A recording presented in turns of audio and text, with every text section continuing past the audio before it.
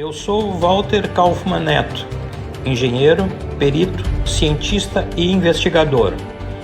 Com minha equipe, percorremos o Brasil solucionando acidentes, sinistros e problemas técnicos dos mais variados, utilizando para isso inteligência, tecnologia e ciência. Nosso objetivo é compartilhar aquilo que aprendemos.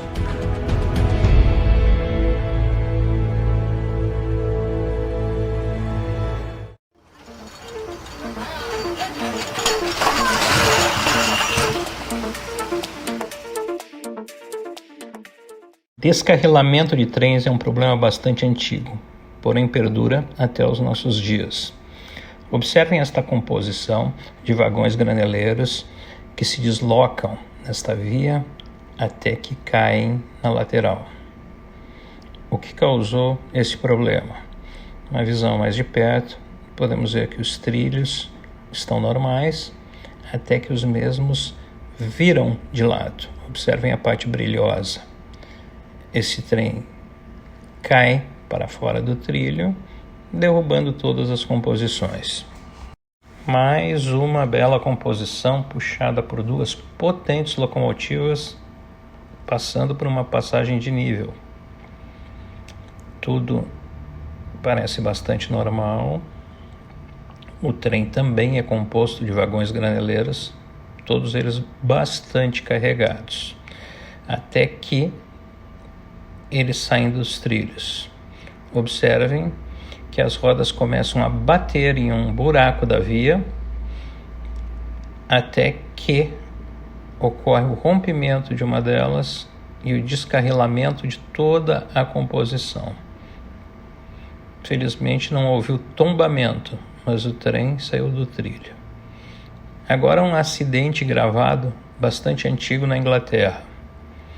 Vamos deixar claro que essa gravação foi feita porque isso foi um teste feito para ver a segurança dos vagões. É colocado um obstáculo na pista, uma locomotiva com vagões bate contra, descarrila e cai e tomba. O mais bizarro deste teste é que os vagões tinham passageiros humanos.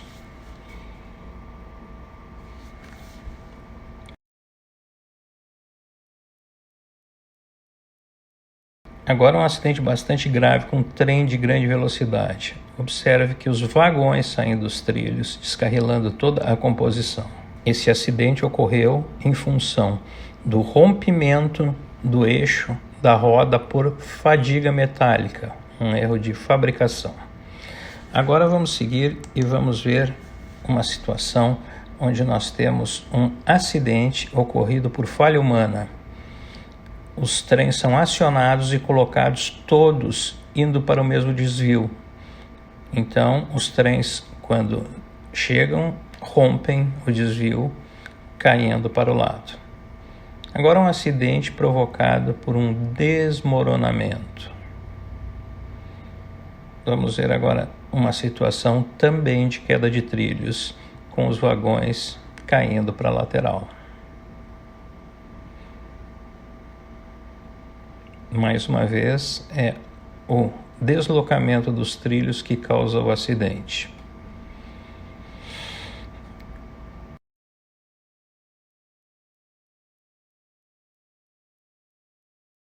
Outra situação de erro humano. Observem o desvio na frente desse trem. Ele está aberto, é um desvio para o descarrilamento. Esse desvio provoca a saída deste trem para fora dos trilhos. É um descarrilamento provocado por erro humano de acionamento de desvio. Felizmente, com poucos danos. Mais uma situação de acidente por falha mecânica de um dos vagões. Esse vagão teve seu eixo rompido e suas rodas deslocadas para fora. Observem que os restantes vagões seguem na trajetória até que na passagem de nível ocorre um choque do vagão que está deslocado provocando o descarrilamento de outras partes da composição.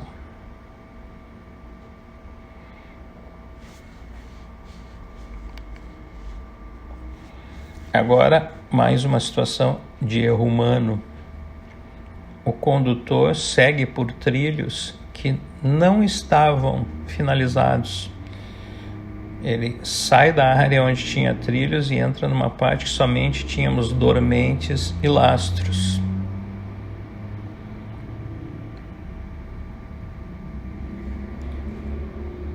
Agora uma situação de elemento metálico colocado na pista. Sobre os trilhos tínhamos um elemento metálico que começa a provocar faíscas e deslocamento dos veículos. O caso que vamos estudar é o descarrilamento de trem em Ortigueira, Paraná. Aqui uma visão superior da via, onde que se vê um campo aberto com muitas composições, e o local onde que aconteceu é uma antiga estação, onde existe um desvio lateral para possibilidade de passagem de trens na mesma via. Esse desvio é comandado por uma agulha. Esta agulha ela é ligada a um sistema de montagem e desmontagem. E, segundo a informação, teria uma pedra sido deslocada para esse desvio. Isso teria acontecido após a operação de recolocação de britas sobre a via. Observem a máquina recolocando a brita sobre a via. Aqui uma visão que não é a mesma máquina, que mostra que a carregadeira trabalha sobre o trilho. Essa carregadeira teria cortado um cabo óptico que faria o comando com a sinaleira, fazendo com que essa permanecesse aberta o tempo todo e a composição passasse pela via com o desvio fechado e com a sinaleira aberta, o que teria provocado o seu descarrilamento.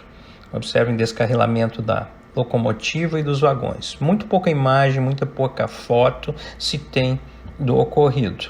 Mas é importante que se fale sobre a questão da colocação do lastro na via, em primeiro lugar. A colocação do lastro na via é uma operação normal, onde uma máquina reguladora, nesse caso uma carregadeira, passa deixando no nível da via todas as pedras. Sobre o desvio, AMV, vamos pegar as informações do canal Decapod. Aparelho de mudança de via, abreviadamente designado e comumente conhecido entre ferroviários por AMV. Este é o dispositivo responsável para permitir ao material circulante transitar de uma linha para outra. O mesmo aparelho é conhecido em outros países como interruptor de trilho.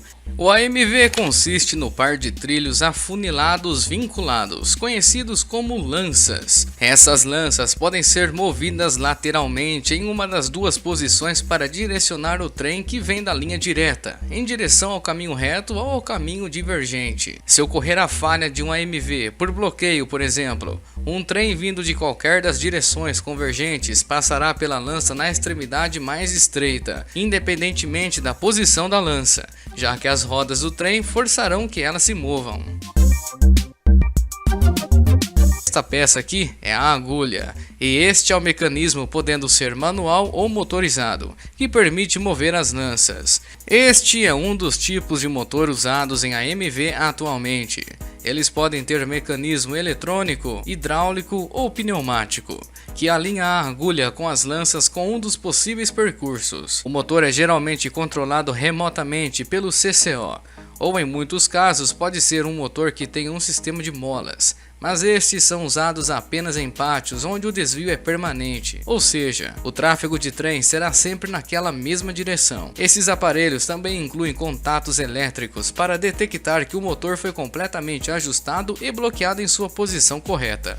Se isso não acontecer, o sinal da via é mantido em vermelho avisando parada.